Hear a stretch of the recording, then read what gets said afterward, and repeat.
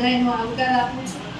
ઈ સાથે બે બોલ સીઆરસી સાહેબ જિજ્ઞાસાબેન વિશે એમના કાર્ય વિશે બોલ. ના તમારો હક છે બેન. બેને આપણાથી શાળાની વિદાય લઈએ થોડુંક આપણને અઘરું લાગે કારણ કે બેને ખૂબ સરસ મહેનત કરી બરાબર.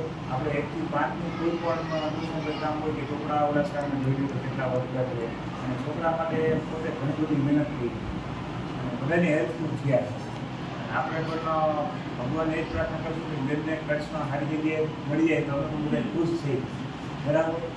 અને બેનનો આભાર માની કે અમારી સાથે આટલો ટાઈમ દે ઘડી ઘડીને અમને પણ બધાને મજા આવી અને પોઝિટિવ થિંગ્સની અંદર જ જવા છે કાંઈ સાહેબ આ જોઈ છે હારો સાહેબ હમણાં કરતું બરાબર.